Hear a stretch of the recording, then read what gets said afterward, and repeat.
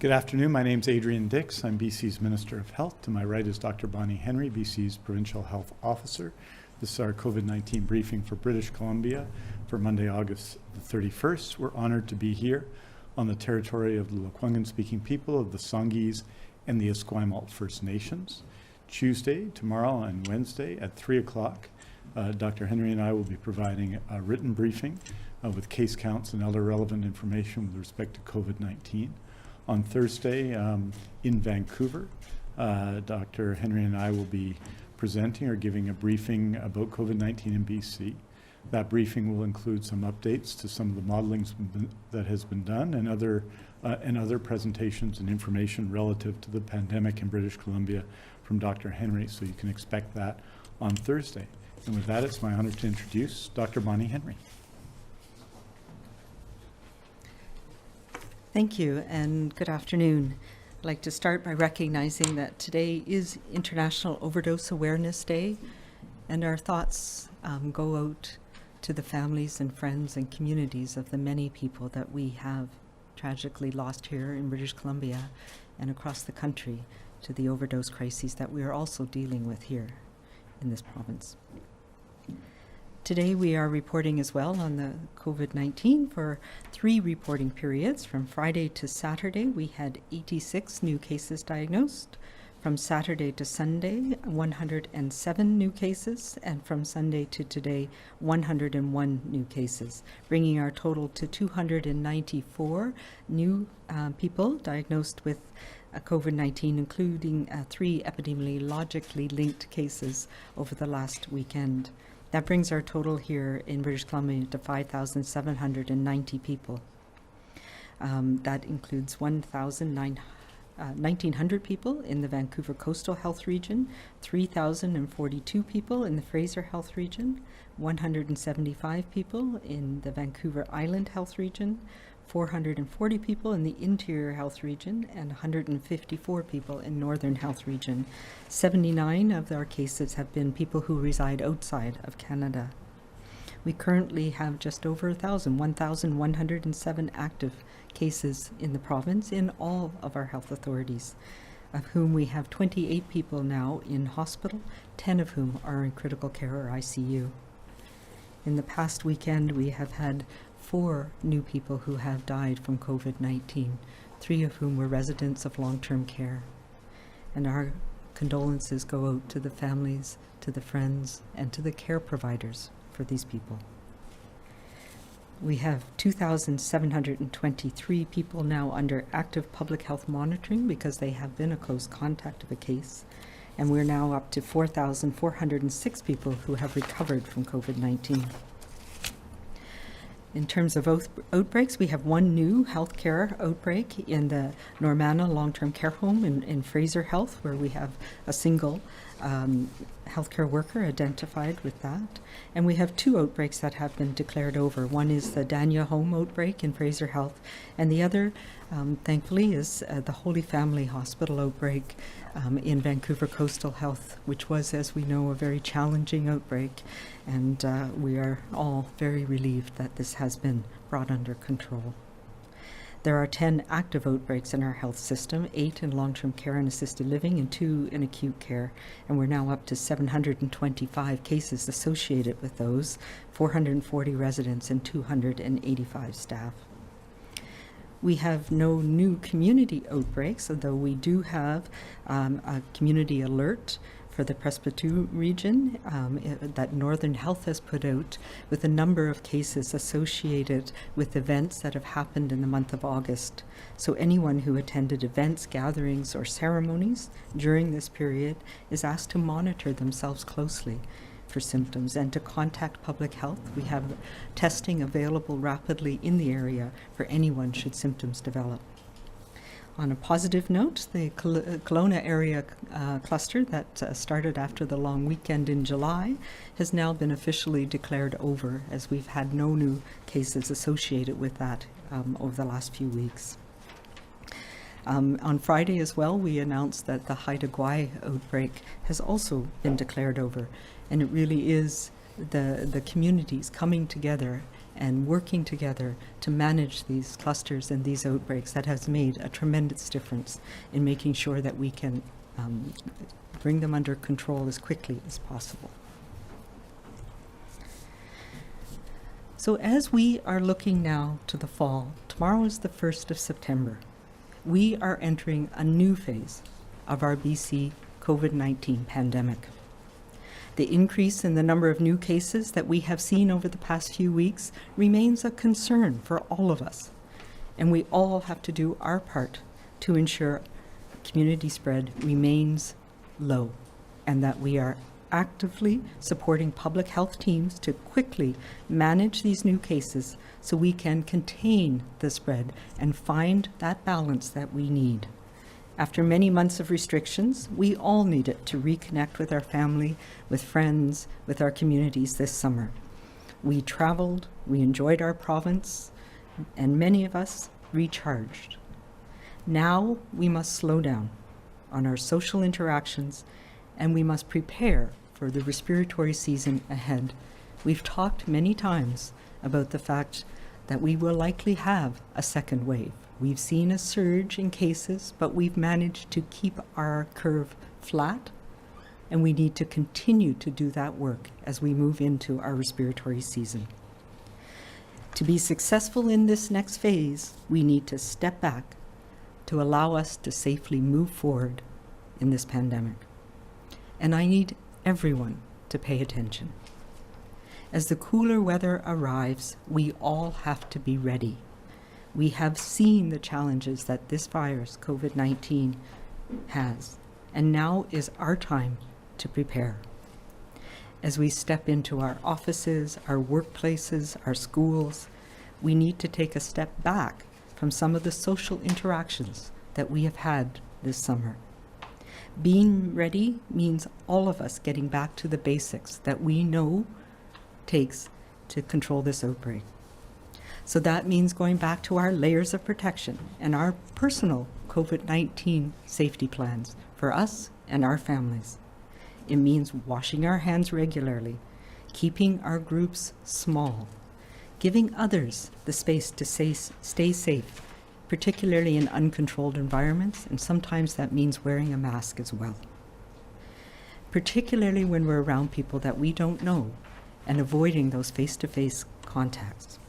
It means always, always, always staying home if we're ill. If you have elderly relatives that you live with, or you spend time with, or you care for, you may want to spend less time with other contacts, with other friends. If you live in a small apartment, then large parties with even 10 or 15 people is not safe for you or for your guests. We need to rethink gatherings, particularly ones that we're going to have indoors. As the weather changes and we move towards more indoors, we need to keep our visitors to a minimum.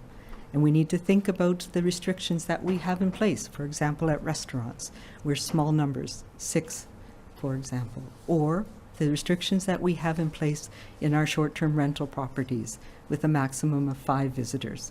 Those are the guidance that we need to use in our own personal settings right now to make sure that we can continue to do the important things we need in our communities, which means going to work, which many of us have been doing for some time, but more people will be doing in the coming weeks.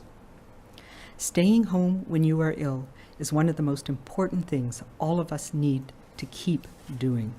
It can be difficult to tell the difference between a cold and allergies and influenza and COVID-19, and as a result, the first step for everyone is to stay home if we're not 100% healthy. And that is a challenging thing, I know that. But the bar to stay home needs to be lower than we have ever had it before, for us and for everyone in our family. Our superheroes now are not the people who put aside our illness and go to work, but the people who protect our colleagues and our communities by staying away until we're healthy again. I ask employers, caregivers, and parents to think ahead and to prepare for the coming weeks and those days when an employee or your child is feeling unwell, and make a plan for how you will manage that. And employers, This is a time we need to continue to be flexible, to ensure that we're giving employees what they need to stay home, to work from home if need be, without recrimination or financial harm. No one knows for sure what the fall is going to bring. We may see a surge. We may see a surge in influenza. We all need to be prepared now for whatever challenge may emerge. To ensure we can continue to protect our most vulnerable, the people that we know are more likely to have severe illness with this disease, to protect our healthcare system, to make sure that we can continue to have those surgeries, that we can continue to have visits in our long-term care homes. These more challenging, colder months, we have to close those gaps that we have had here in the summer and flatten our curve again. COVID-19 requires new thinking, new routines, but following our proven layers of protection will keep us all safe. Our goals for BC are clear. We need to prevent cases through our renewed personal safety plans. We need to pay attention to how we are feeling every day so that we can detect new cases as quickly as possible. And we need to support our public health teams that have been and will continue to be there for all of us over the next few months or years, as long as it takes, to quickly contain the spread of this virus. We know that is working, and we know that's what we need to do to keep us safe. So let's start today to find our new balance. Let's start September knowing we are united in our singular focus to keep going, to keep our communities going, to keep our elders, our seniors, and our families and ourselves safe every single day. And let's also continue to do this by being kind, being calm, and being safe. Thank you.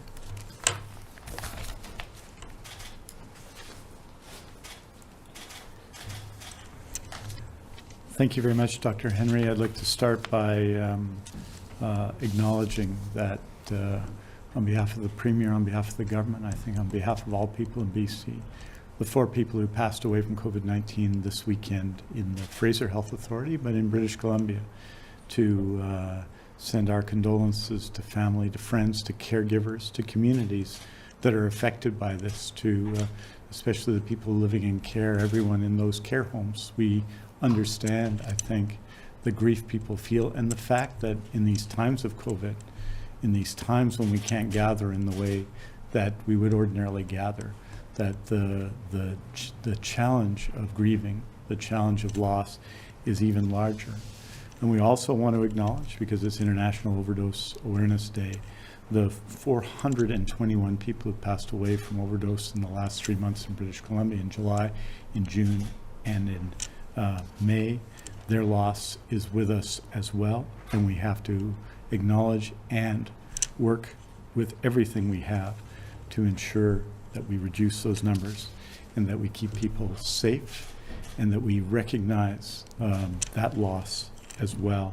I wanted to note that's 294 cases over the last 3 days. That's approximately 98 new test positive cases today. And what it indicates, amongst other things, is the extraordinary work being done by public health, the 13,461 tests that were conducted over these 3 days, the 1,107 active cases in BC actively being monitored by people in public health, the 2,723 contacts, close contacts, people who have tested positive who are under public health surveillance. All of that is the work of public health, the contact tracing and the helping people get well, stay well, and be safe. And I want to acknowledge everyone in the field doing that work in this weekend. I also want to acknowledge that there are 28 people hospitalized in BC, either in what we think of as acute care hospitals or in rehabilitation centers or acute care centers, such as Queen's Park, which is one of our outbreaks in New Westminster. And that's 22 people in the Fraser Health Authority, and 2 in Northern Health, 3 in Vancouver Coastal Health, and 1 person who resides outside of Canada but who is being cared for in Vancouver Coastal Health.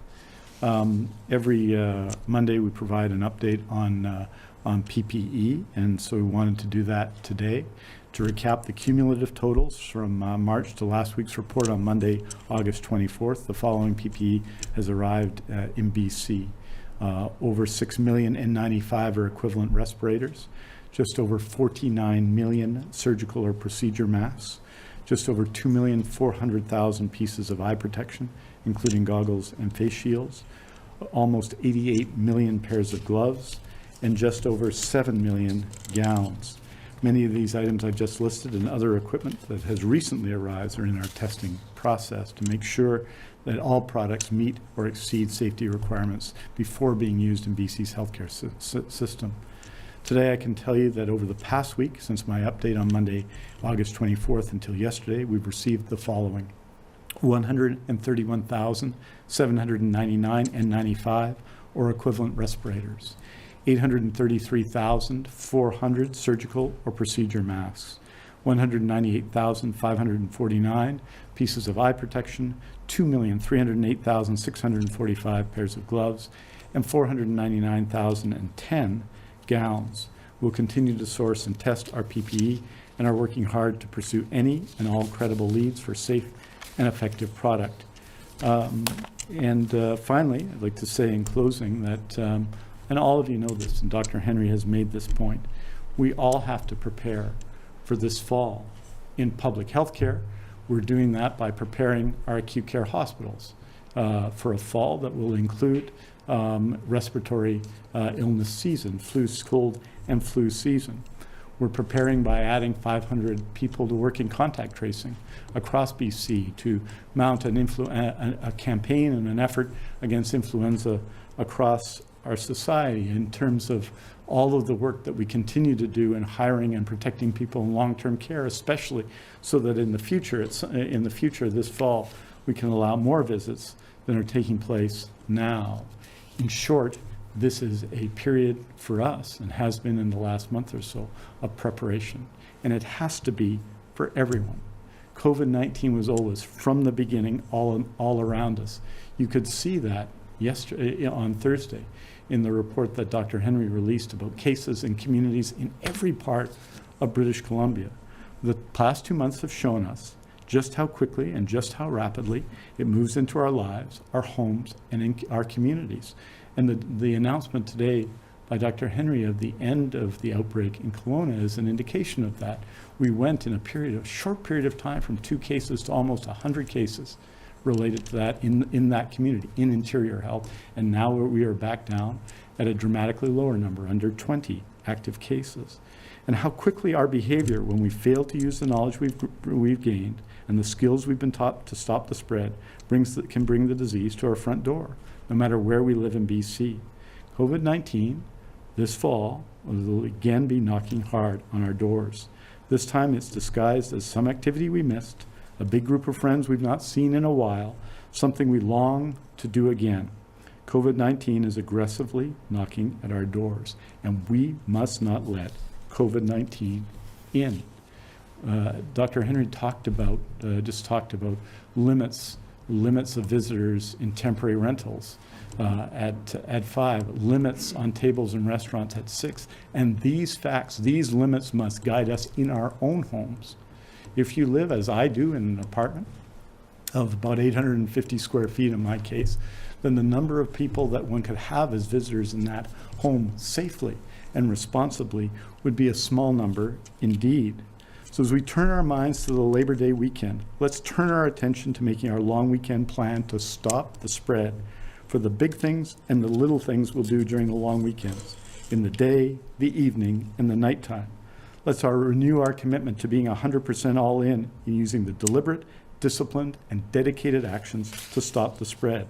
Actions that make activities enjoyable, that make them memorable, and most importantly, actions that renew us without renewing COVID-19's grip on ourselves and in our province. Aujourd'hui, nous faisons le point sur le nombre de nouveaux cas pour 3 périodes de référence de 24 heures chacune, soit celle des 28 et 29 août, celle des 29 et 30 août, et celle de 30 jusqu'au 31 août en mi-journée.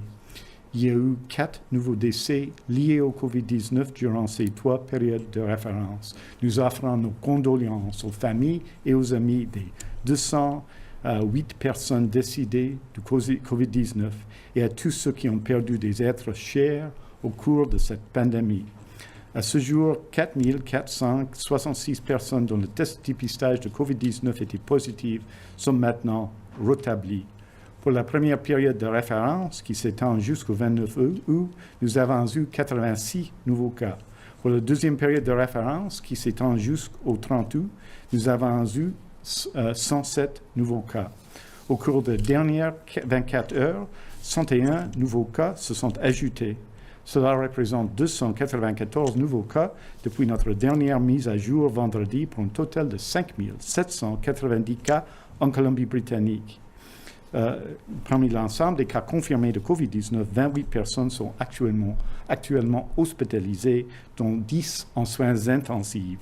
Les autres personnes dont le test de dépistage a été positif sont en isolement à leur domicile. Merci beaucoup. Thank you very much. We're happy to take your questions. Thank you, Minister. As a reminder to everybody on the phone, please press star 1 to enter the queue. You are limited to 1 question and 1 follow-up only. Please also take your phones off mute. You will not be audible until your name is called. First question is from Shannon Patterson, CTV. Oh, hi, Dr. Henry. BC teachers say the new commercial where you appeared in a classroom was false advertising. It was misleading because it only showed 6 students and they were in physically distanced desks. Do you think teachers have a legitimate argument that that commercial simply isn't reflective of what the classroom environment will actually look like in September under the current plan? So I think we need to realize that that was not a commercial about what a classroom was going to look like. What that was me as the public health officer talking with children about children and their parents about the things that they can expect in the new school year, about some of the public health issues. And it was a conversation that I had with there were more than 6 children. We had it in a classroom because that's what the children wanted. And it was an opportunity to answer the many questions that I was getting from children. So it was an opportunity for us to speak to children about some of the things that will be new and different and help them answer their questions that they had about what would happen. So it was certainly not meant to represent. We recognize that every classroom around the province looks different. And the ad reflects that, and it reflects as well a number of different age of children because it was the conversation that I was having with children about what to expect and to try and allay some of the anxieties and challenges that children and their parents are facing about what it's going to look like when they go back to school. I also want to say that, we all had masks and we talked about when we would wear them, but each child made their own decision about when they were going to wear a mask, and some of them wore them the whole time we were together, and some of them put them on and off at times when they needed to wear them. So this again reflects what we are going to be seeing in classrooms in a few weeks. Do you have a follow-up, Shannon? I do. With the start of school fast approaching, will the province look at increasing restrictions in other areas to try to reduce overall community transmission in the hopes of reducing risk at schools? Like, for example, maybe greater restrictions on indoor venues where people gather, like bars and nightclubs? Yeah, so what we have done from the very beginning is look at where we're seeing transmission, and we've adjusted the orders to try and address those issues, and we have been successful in doing that.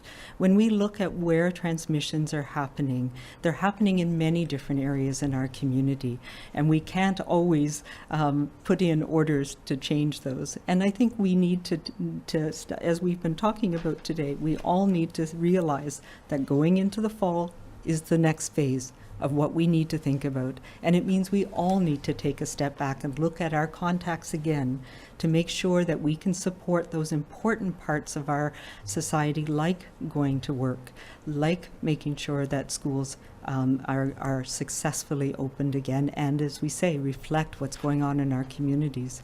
We still have very low transmission rates in our communities, and it's not one sector or the other that we can shut down, for example. It's not an either or. We need to be able to make to balance all of it as we go forward, and it's a very challenging thing.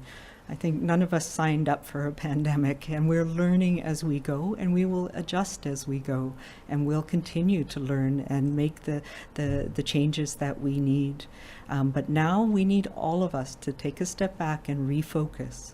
We've been in that messy middle for the last few months, and we've been able to do a lot of things that we hadn't been able to do for quite a few months. And that's because we all worked together and got the rates quite low here in this province. And now we need to go back to that as we're moving into what we know is respiratory season. We know there's going to be more challenges ahead. And this is where our time to prepare for that and to get back to our basics again. Next question is from Richard Zisman, Global News. Dr. Henry, is there a number of daily cases that will make you concerned about the back-to-school plan? There's numbers of daily cases make me concerned about lots of things, but I think we have to put it in perspective. And so, as I said many times, it's the cases that are arising in our community that aren't linked, and they're symbols of ongoing transmission that we aren't seeing. So there's no one specific number. It's a different circumstance in every community. And if we look around the province right now, most of the province has very, very low or no transmission. There's some communities where we know there's been clusters of cases and exposure events, and we're managing those. And we know in the Lower Mainland, for example, where the most population is, we're seeing more cases. So the back-to-school plan is all about, from the public health perspective, making sure we have those measures in place that reduce the probability of introduction of somebody who's sick with the virus, whether it's an adult, which is what we're seeing more likely, or a child, as well as making sure we can stop transmission if it is introduced into the school. So those are the things we're focusing on in public health, and those are the things we will continue to focus on as we move through in the next few weeks. Richard, do you have a follow-up? I do. The Ministry of Education has released a statement about the ad that you were asked about by Shannon, and part of it says the number of students in the room was limited for health and safety reasons, and the children are placed at safe distances from each other. And as you know, there's been a lot of concern from parents and the BCTF saying, well, if it's okay for an ad, why is it not okay for everyday schooling where we'll see kids closer together? What do you say to that comment specifically? And so there's a couple of things, but and I'll let Minister Dix speak to that as well. But when we're talking about schools in a regular day-to-day basis for schools, what we're looking at is the classroom as your unit of connection, and that is a set controlled environment, and we know that it'll be the same children every day that will be in that small group with the same adults every day. The numbers of teachers and children that they'll interact with is contained and limited, and we will have distancing within those classroom settings, within those small numbers of groups of children. So it is a different scenario than bringing together a variety of children who go to many different schools, including that school, for a limited time to spend time with kids that are not in their social connection or not in their learning group. So it's a different situation entirely. But I'll let you.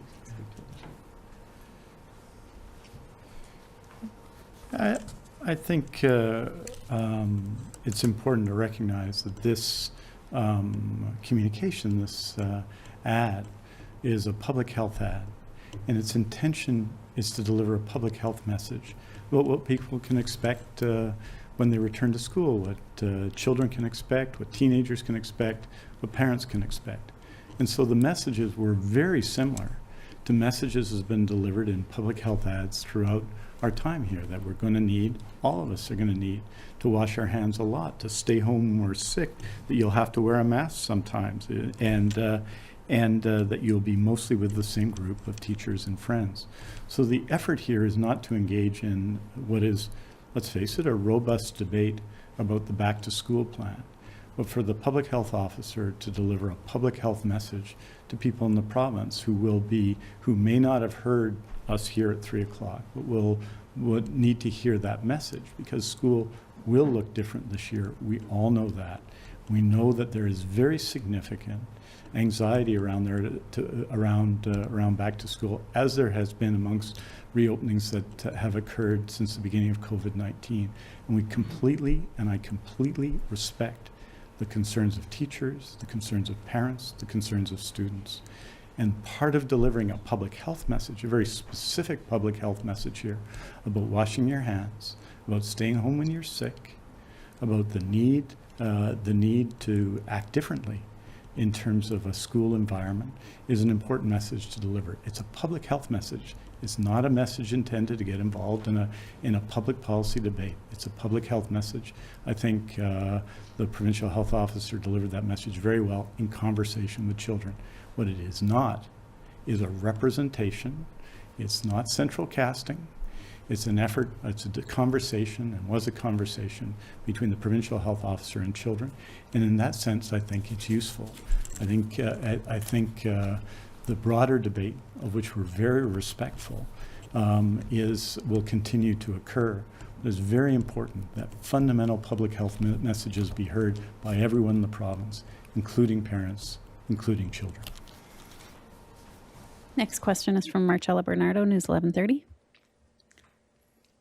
Thank you both for taking my question. We have gotten to a point now where 4 more people died over the weekend. We've seen more people hospitalized because of this virus. Is this the second wave with nearly 300 cases recorded over the weekend? Yeah, you know, what is the second wave? I think we are. Thanks to the good work of everybody in British Columbia, our first wave was quite low. So these are numbers that we are not used to seeing, and rightly so. And we don't want them to go any higher. But we are watching very carefully. The purposes of the measures that we put in place in March when we were seeing numbers go up were to make sure that we didn't overwhelm our healthcare system so that we couldn't care for anybody in society. And we managed to do that really, really well. So this is a surge. It's increased numbers that we haven't seen, but we're not seeing that flooding of hospitals. We're not seeing large numbers of people in intensive care, and we're not seeing the transmissions and the rates in the older age group that we were seeing. We're watching very carefully the age groups. So whether it's a second wave, whether it's a second bump, I was sort of using the analogy of moguls. Maybe we have a mogul right now that we're heading over, but we all need to, keep back on track and get over this one, get down again to the flat. And that's where, tomorrow is the 1st of September. Our summer is over. The messy middle is over. We need to prepare for what's coming up. And whatever it happens over the next coming weeks and months, we need to be prepared for that. And we have the tools. We know what we need to do to get there. Do you have a follow-up, Marcella? Yes, just regarding the PPE question, this might be something Minister Dix could talk to. You're often saying that stuff needs to be tested before it gets used. So could you give us any kind of indication as to how much of the product that is being tested is actually usable?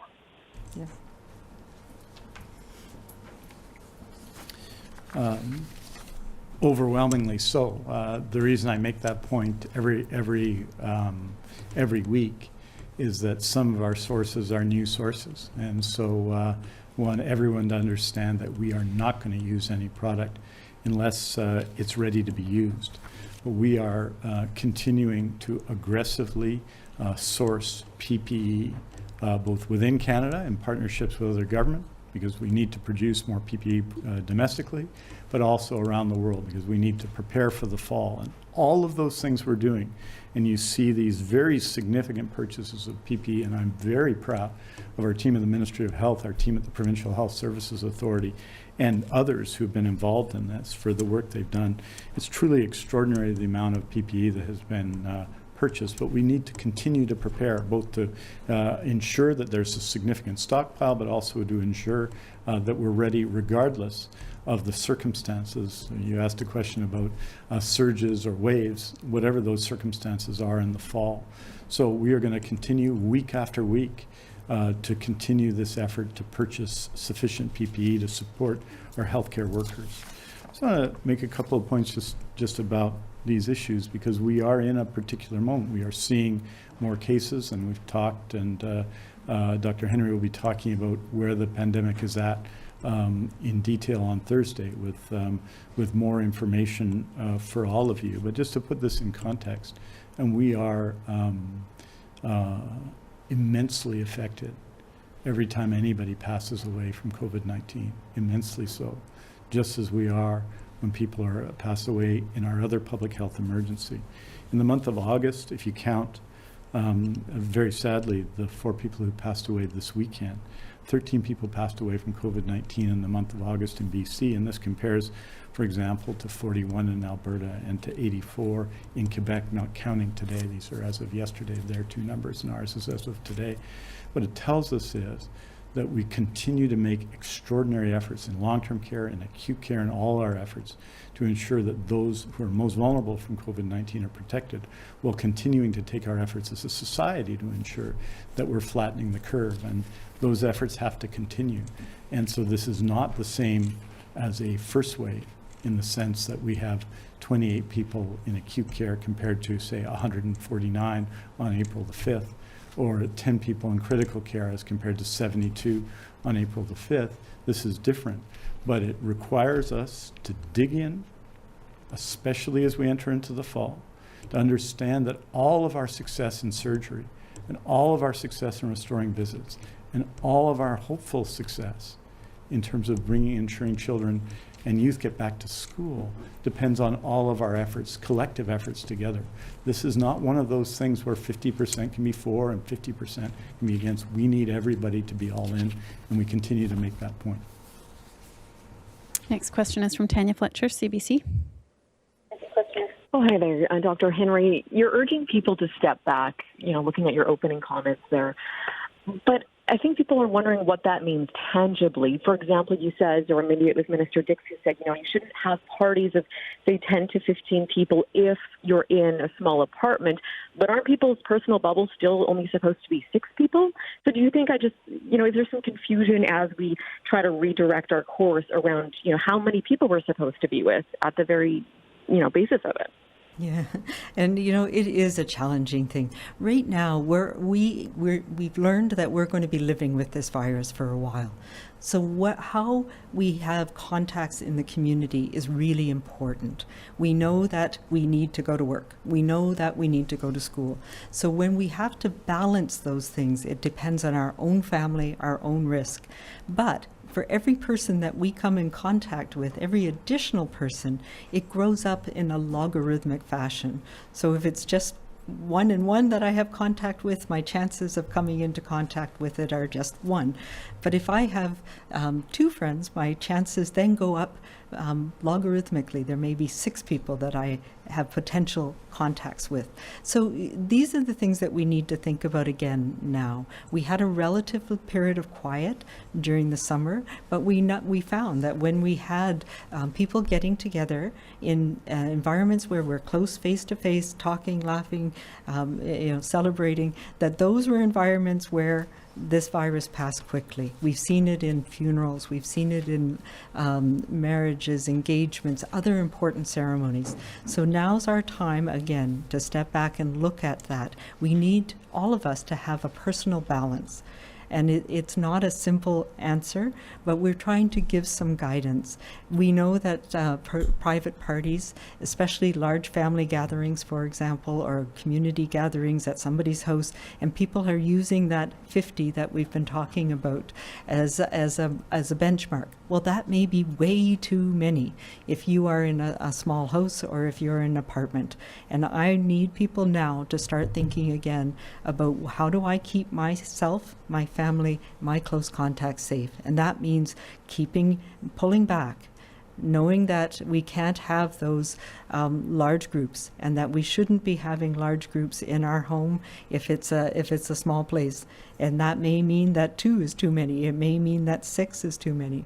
So those are the things we need to think about again. And I use the guidance of what we've said that has been relatively effective in helping us reduce transmission in the short-term rentals and boats and resorts. And that was having an extra 5 guests. We put that restriction on to give people some clear guidance. So look to that. We are looking at restaurants and bars of tables of 6. And we've asked people to respect that because that's a number that is manageable. It has space between people. It protects the staff who are working there as well as the people who are coming in. Those are some guidance that we can look at. And we need to be even less than that if we have people in our family who might be more vulnerable, whether it's they're going through medical treatments or whether they're elderly. And if our children are going back to school or we're going back into the workplace, we need to have our distances and our measures in place in those settings, but we need to recognize that that does increase the risk. So we may need to stop other things that we would want to do, like after-school curricular, after-school activities, or going out and playing on a sports team on the weekend. So those are all personal sacrifices that we are going to have to make individually this coming fall.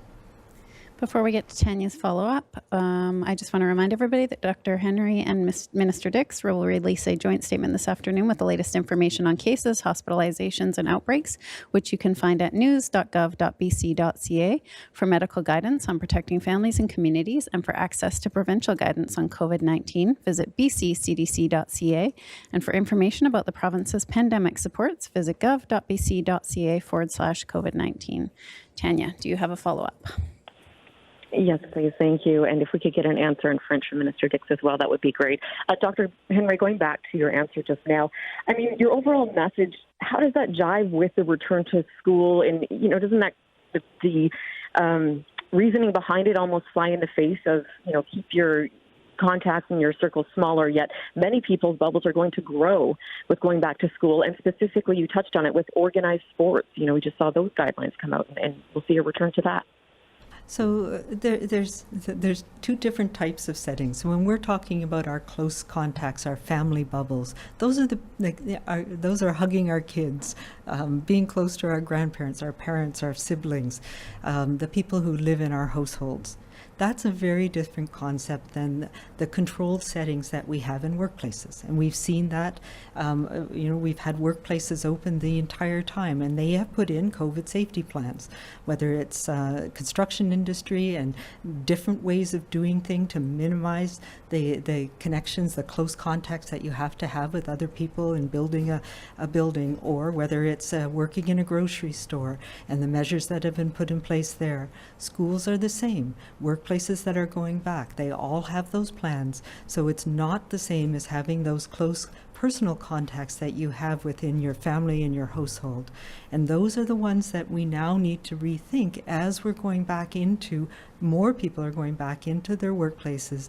They need to start thinking about reducing those social contacts where we're having those close touching, hugging, contacts with people in our environment, to the ones that are the most the ones that we need to have in that social environment. And it is a trade-off. It's a trade-off because it is so important for us to ensure that our work, our essential services continue to be done, that our healthcare continues, that our children are in school and learning and in a learning environment that's safe. So it is a trade-off, and it's a different type of environment. So we need to have both, and we need to do them both in a controlled way.